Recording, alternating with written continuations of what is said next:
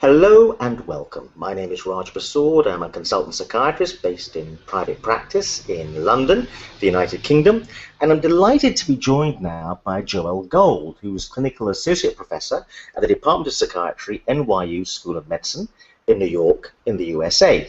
And he, with his brother Ian Gold, who's a professor of philosophy at McGill University in Canada, have published a fascinating book entitled Suspicious Minds. And it's very difficult to capture what this book is about, but it's a very erudite read, but a gripping read as well. It reads like a fast-paced novel. And really, I think the best way to summarize it is the book is about delusions and the notion that delusions are not just influenced by the biology of the brain, but also by wider culture. So let's start by asking you, Joel, to describe some of the delusions that you see in your patients, because to people who aren't psychiatrists, delusions are quite strange phenomena. So could you give us some examples? Sure. We reckon that there are about a dozen kinds of delusions in terms of their form. So the most common people might be familiar with persecutory or paranoid delusions, like the KGB is following me, or the CIA has implanted a microchip in my molar. Grandiose delusions, one might believe that they were a person of incredible power or even supernatural power. Religious delusions, one might think that they were the Buddha or the return of Jesus Christ. So there are, again, a handful, some very specific ones. Erotomania, for instance, where one might think that they have a romantic relationship with someone usually in power. And all of these ideas are delusional. Delusions are symptoms of psychosis. They're not an illness unto themselves, but they are a symptom. And again, people have all kinds of ideas of what it is to be psychotic. The word we might have used over the last 100, 200 plus years is madness. And so these are kind of the hallmark thoughts of people with psychosis, schizophrenia being the illness par excellence when one thinks of psychosis. But one can have psychotic symptoms with bipolar disorder, substance abuse, medical illness, and the like. So just coming back to the concept of delusion, these are odd ideas for the most part, and they're held on to tenaciously despite evidence to the contrary. Until recently, here in the United States, we're obsessed with the DSM. It's, the Bible, and I think, unfortunately so, highly biologically tied, and our book is very much about the impact of the environment, as we'll soon speak. So even as recently as the DSM-4, the definition of delusions were fixed and false beliefs. But they've now gotten rid of false because they've now realized that not all delusions happen to be false. To give you one example, let's imagine that I believe my wife is cheating on me with my neighbor. Now, she might be cheating on me, but if I believe she's cheating on me because her favorite color is red and my neighbor wears red ties, that might well be a delusion. I have no evidence that they're having an affair, but I tenaciously hold on to that idea. Again, but it may not be false. Now, there are some things that may be false on their face. If I told you I went to Mars this morning and now I'm back, I think we could all agree that that was not true. Again, it becomes a little bit gray. I had a patient not long before the NSA story broke. A month before, he believed that the government had hacked his computer, had been reading his emails. He called it the NIA, the National Intelligence Association. And then a month later, the Stone story broke, prison broke, and essentially, though he was quite psychotic, hadn't slept for 5 days, thought that the Microsoft employees had infiltrated the inpatient unit I was working on at the time. He felt, that this was the case, and he told me, Doc, you're telling me I'm crazy, and here, look at the front page of the New York Times. I guess I know something that you don't. Yeah, now, a couple of things about delusions. One is they're regarded as a very serious symptom. There are many symptoms you can get which might indicate psychiatric disorder, but delusions, I think, are widely viewed as a serious symptom, not a symptom you'd want to miss as a psychiatrist, and that it could have serious consequences. Would you agree with that view? Absolutely. I mean, we all take our thoughts quite seriously, and for the most part, we choose to act or not act on those thoughts. So, there are many symptoms such as hallucinations, which can be absolutely horrifying for a patient. But a delusion, again, is a thought, and if one were to act on a delusional thought, one might get oneself into quite a bit of trouble. At times, even putting oneself at grave risk, or someone else. Again, if that neighbor that may or may not be having an affair with my wife, and I were to cross paths, I might do him some harm, and certainly that wouldn't be wise in either regard. But particularly if he had done nothing wrong, if I were to assault him in some fashion, that could get me into quite a bit of trouble. So you can imagine even more concerning ideas if I think that a colleague is trying to poison me or kill me, and I act accordingly. One can imagine if someone were actually trying to harm me in that fashion, I would defend myself, and I might do someone quite a bit of harm. So these are very serious for the most part.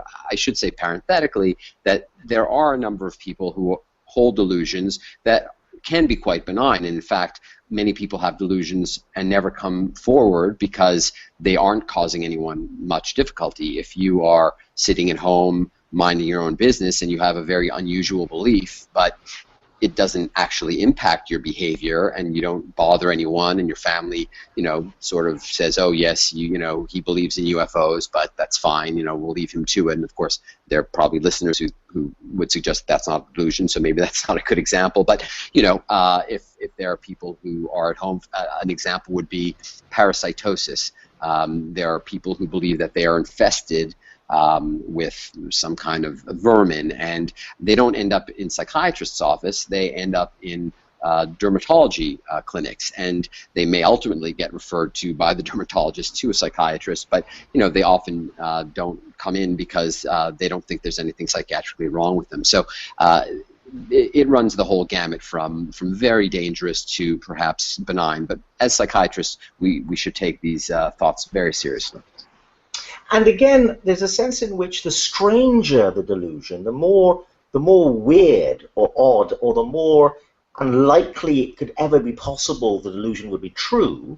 I think there's a view within psychiatry, the more that's a sign of serious psychopathology, the more that's a sign that you may be more likely to be suffering from something like schizophrenia. Would you again agree with that? Yes, I would. Until very recently, again, the DSM stated that if one had a bizarre delusion, then that was indicative of something like schizophrenia. Again, the I went to Mars this morning as opposed to my wife is having an affair.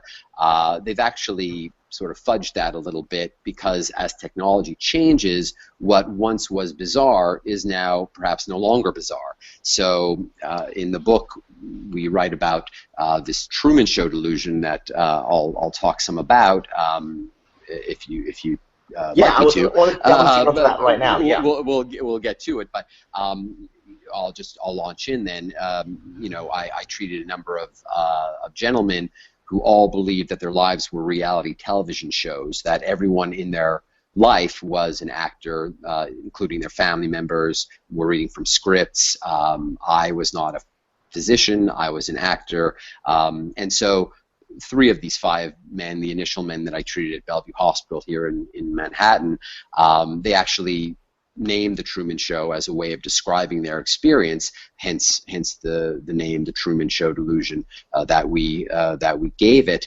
But again, that would have been something 30, 40 years ago that would have been absolutely impossible for your listeners who have seen the film. There are little cameras everywhere, and everyone around the world is watching this man. The gentleman played by Jim Carrey, Truman Burbank, is the protagonist, and he's the only one who is not aware that his life is the most popular reality television show in the world.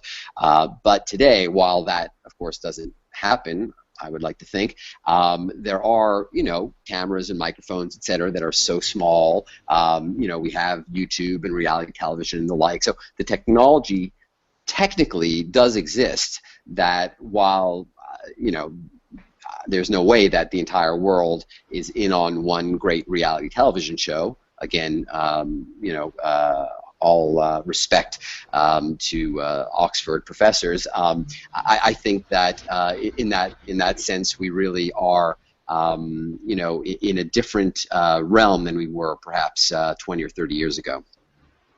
And so the Truman Show delusion struck you because when you met the first character or client who expressed this, it was a strange idea, but then it seemed like more and more people were coming forward with this delusion. And that was an important element of a new theory you have about the link between delusions and culture.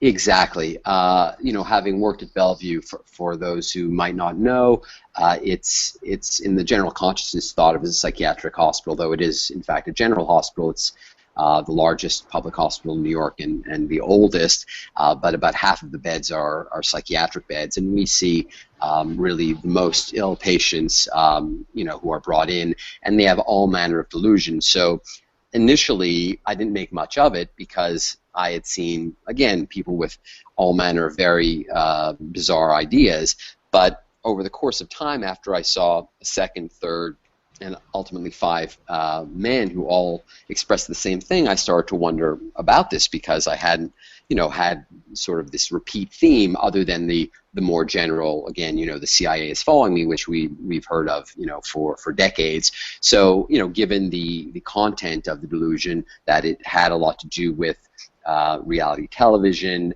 with surveillance, with technology and the like, my brother and I were kicking around some ideas, and it shaped some of our thinking about what causes someone to perhaps have a delusion. And we think that particularly in the United States, less so in the UK, so good on you, that we've missed the boat in large part on this side.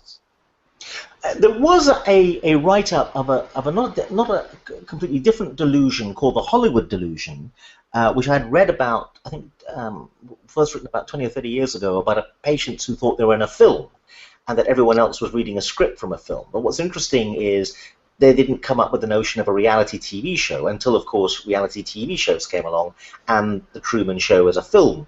Exactly. Yes, that's right. There have been several cases of people claiming that they were in a play, that the hospital ward was a stage of some kind. I've heard some people come to me kind of sotto voce and saying, Dr. Gold, I actually, when I was a child, I thought perhaps I was on a television show, something of that nature. And these are people with no ostensible mental illness. And I actually have come to think that for young children, it's not uncommon to have this kind of idea. But at a certain point, it does become a pathology. So it's not as though these kinds of ideas have been absolutely absent, from the horizon. But we've certainly passed a Rubicon of kinds. We've crossed into an age where technology, reality television, surveillance, instant fame without any particular talent has become so powerful, so all-encompassing that I do think it actually shapes the way people express their psychosis. And I want to come back finally to the theory that you have and why you believe that the biological emphasis in modern-day psychiatry is misplaced because it neglects other aspects which could explain things like the Truman Show delusion. We'll come back to that in a second. But you take a very interesting space in the book to talk about the famous case of James Tilly Matthews, who was a patient admitted to the Bethlehem Royal Hospital, which is a hospital I used to work at. And by the way, for anyone listening, the archives department of the hospital is a very famous archives that go back to the 15th and 14th century. And the Bethlehem Royal Hospital, in a way, is a little bit like the equivalent of Bellevue or the Pennsylvania Hospital. It's the oldest psychiatric hospital in Britain, founded in the 12th century. Now, the case of James Tilly Matthews is very interesting and very important, I think, to your thesis, and I'll let you explain the case. But just to give some background, it was a very controversial case because his doctor, a chap called Haslam, who was referred to as the keeper, he would have been like the equivalent, I think, of a resident, got into a bit of hot water because James Tilly Matthews and his family argued that Haslam was wrong and Tilly Matthews was not mad. And Haslam went to great pains to write the case up to try and demonstrate that Tilly Matthews was indeed mad. And what's really fascinating about this case is, first of all, you argue this may be the first clearly documented case of schizophrenia. That's because right. It has many symptoms of schizophrenia. But also, it's a very important case because it goes to the heart of a constant conundrum in psychiatry, where the psychiatrist is in a battle with the patient and the patient's family over whether the patient is really ill or not. And what counts as a delusion. You can see it going back to this particular case. So I'm going to let you take up the story. So he had a peculiar set of symptoms, Tilly Matthews, and he drew a diagram explaining his symptoms. It's a very famous diagram. Yes, it's absolutely worth checking out. As you say, it's in the archives. I'll also reference a wonderful book by Mike J. Called The Visionary Madness that's essentially about Tilly Matthews and what we now call the influencing machine that Tilly Matthews called the Heirloom. And he was quite clearly delusional. He believed that the British authorities were using this machine, again he called it the Heirloom, that used all kinds of mesmerism and pneumatic chemistry in order to control both his thoughts and particularly his body. He said that the Earl of Liverpool was a traitor, and that got him admitted pretty quickly to Bethlehem, where he remained for many, many years, from the late 1790s up until pretty much his death in 1815. He had a very complex delusional system. We don't have time to get into it, but there was this group of gangsters, essentially, and they were terrorizing him using this machine from afar. And he used the technology, or he incorporated the technology of the time into his delusion. And we have a history starting with Tilly Matthews on forward to other aspects of the influencing machine, and ultimately we'll get to the Truman Show delusion. I think you make a couple of very important points. One, the irony that Haslam wrote Illustrations of Madness in 1810 in order to prove that they were right in keeping Matthews, when in fact it actually sort of opened up the picture of the asylum at the time, and he sort of was hoisted on his own petard. At the end of it, they did an investigation, and Haslam was relieved of his duties because they recognized that while Matthews was delusional, he was not dangerous, and the fact that he had been tied up and chained was essentially simply punitive, not for any safety measure. So it's both historically very important and psychiatrically very important, and literarily very important as well. So back to this notion of the Heirloom or the influencing machine. There was a famous paper written by a psychoanalyst in the early 1900s about this influencing machine. He had a patient who had very, very similar ideas, a young woman who felt that her body was being manipulated by essentially a voodoo doll, in another part of the city, and whatever was done to that, let's call it a voodoo doll, was experienced by her. And we go along throughout psychiatric history, and we see different patients who experience the notion of being controlled, depending on the technology of the time. And ultimately, Ian and I have come to believe that the Truman Show delusion is a delusion of control, and that in today's day and age, people are actually controlled, or believe they are controlled, by means of knowledge, essentially knowledge as power. And if others are able to watch us, or read our emails, or listen to our phone calls, they have information that can harm us, and they can harm us essentially by controlling us. If they know about us, they can have us do things that we otherwise wouldn't do. We speak of, and this is ultimately our hypothesis about the book, is something called the suspicion system. That's hence the title, the Suspicious Minds. We believe that. I'll back up for a moment, if I may. In the U.S., we have this very narrow view of psychopathology, and it's all neurobiology. It's just the brain, and again, we're big fans of the brain. I treat the brain every day, but we think that if we're just going to look at neurons and synapses, we're missing the bigger picture. And there's a very impressive literature, again, primarily coming out of the UK and Scandinavia, that environmental factors play a role in the development of schizophrenia, notably child abuse, living in a large urban environment, and a lot of the work has been done in London, and being an immigrant. So these are well-established environmental factors that have nothing to do with, directly with brain chemistry, although, of course, ultimately the business end of the gun, so to speak, is brain chemistry, but the actual impact, so to speak, is environmental. So if those aspects can increase the likelihood of one becoming schizophrenic later in life, why not these other environmental factors, like essentially the world in which we're living in, which is far different than the world in which our parents and grandparents grew up in. Long story short, it's too late for that.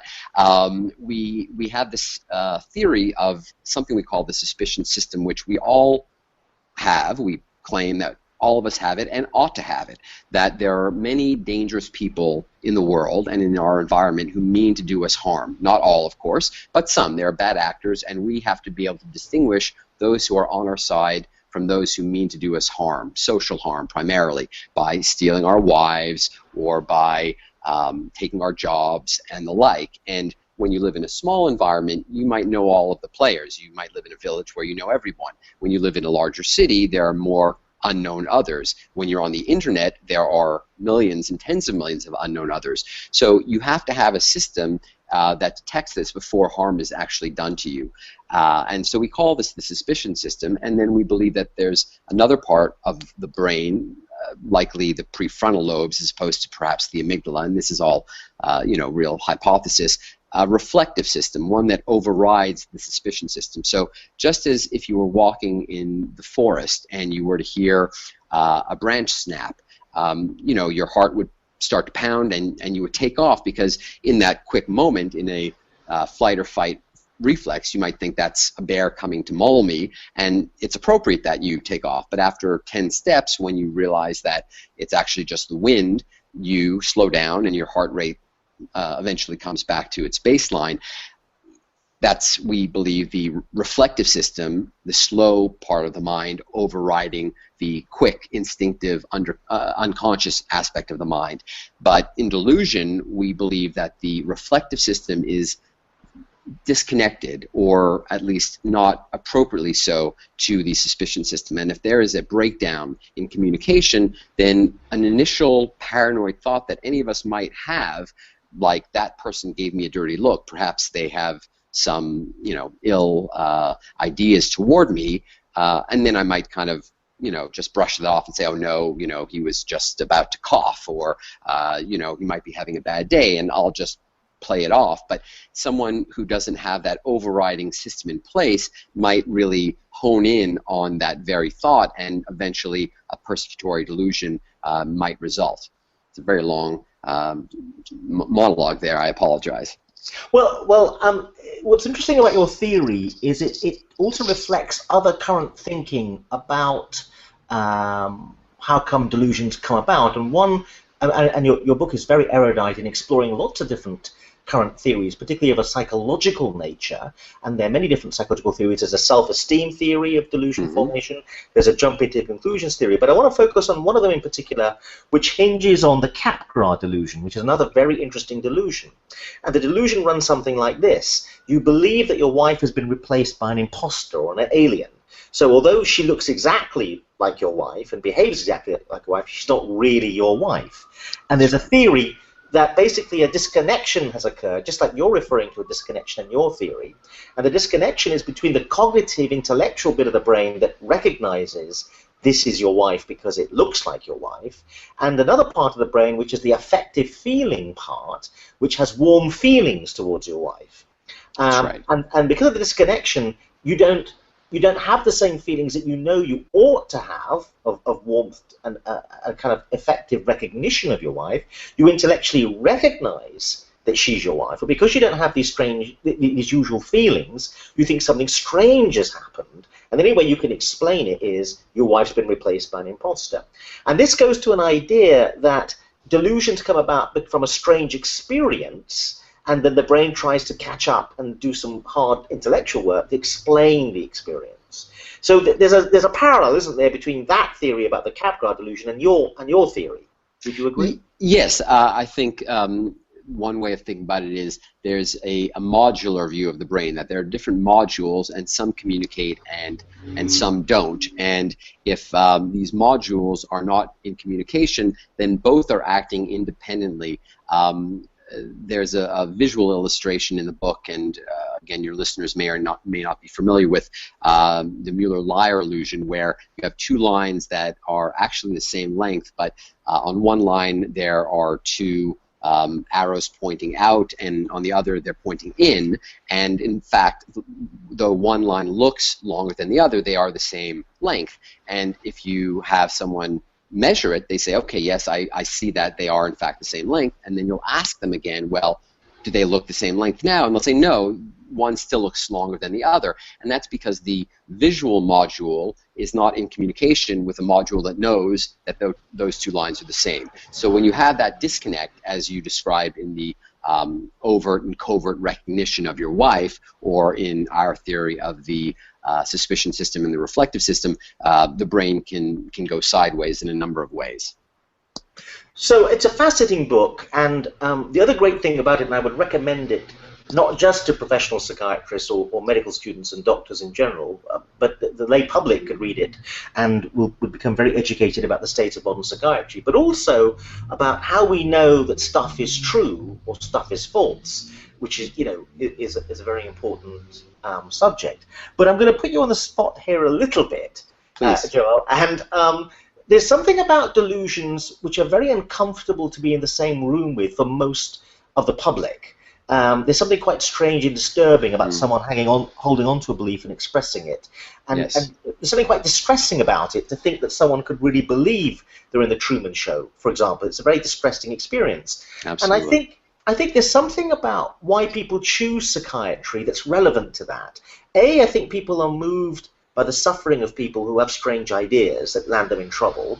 I think people choose psychiatry, have more kind of empathy for that. But there's something about psychiatrists, I think, particularly someone like you who's written this amazing book, who are fascinated by delusions. I think we're fascinated by strange ideas in Absolutely. a way that other doctors are, in a way, repelled by strange ideas, or the public is. I don't wonder what you thought about that. I think that's really well put. I think on a couple of levels, I think people who choose psychiatry have an interest for often personal reasons.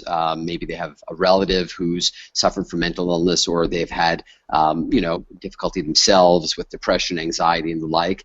So that's one draw. And again, yes, people who think about the mind more broadly. I think when you sit with someone who is psychotic, someone who is accusing you of torturing them, of taking away their liberties and so on, or of describing, you're an actor, and we're living in a matrix, we don't exist, or as I write about in the book, one patient of mine who told me, I am dead and I'm in hell, and this is while I'm having a conversation, right? So it seems, of course, obviously impossible to me, because I don't believe we're in hell, and yet, I can, on some level, try and empathize and say, imagine if that were me. Imagine if I believed that I were in hell talking to this, person who claims he's a doctor, or a person, a demon who's claiming he's a psychiatrist. How horrific that must be for him. So, again, not to deify psychiatrists. I've met a lot of lousy ones. I've met a lot who don't don't care very much about thoughts, which is another issue that I have with some aspects of psychiatry and the neurobiology of it. It often lends people to, lean on psychopharmacology. Another point that we try and make in the book is that there are talk therapies for psychosis. For decades, really since the analytic era, Freudian era, people have, steered clear of essentially of talking to people who are psychotic. I mean, not to say that we don't talk to them at all, but it's sort of a checklist, like, oh, this person hears voices, they have a delusion, okay, they're schizophrenic, here, take this antipsychotic. And I believe that all productions of the mind are important. I take my thoughts seriously, so why shouldn't my patient take his thoughts seriously, and why shouldn't I take his thoughts seriously? And there is evidence that one particular therapy, cognitive behavioral therapy for psychosis, which once again, and I'm not trying to just flatter, but it's in the UK, it's well described and used very commonly. In the US, most psychiatrists have never even heard of it, let alone practice it. So the fact that one can actually, while not in the moment talk one out of a delusion, but one can engage with, develop a therapeutic alliance, a working relationship with a patient with a delusion, have them come to trust you. You're not mocking them. You're not saying, "Oh, you're crazy." Just give up the thought. That you're willing to kind of get into the trenches with them. That over the course of time, you can actually help them with talk. Not that, again, I'm not against antipsychotic medication. I've prescribed it innumerable times, but I think medication and talk often work far better than medication alone. But there's a special skill involved in being able to engage with someone who has very strange ideas over a long period, which is one of the reasons why I think many psychiatrists who find that tough tend to reach for the medication bottle early. Absolutely. While I agree with you, psychological engagement is extremely important. But let's go back to the case of Tilly Matthews and James Haslam.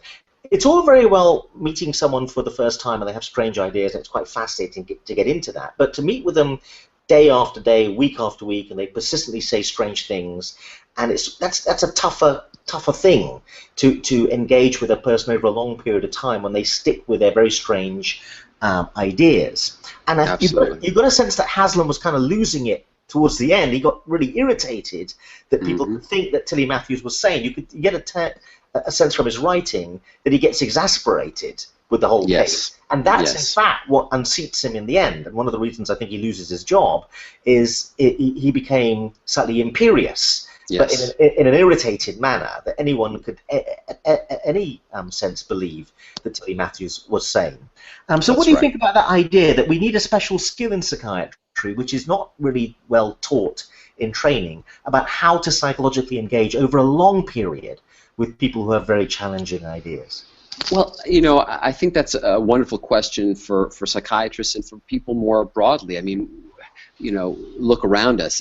Look how many wars, both artillery, political, religious, and otherwise, are over differences of thought, and we tend to be very narrow in our ideas and what I believe is right and what you believe is wrong.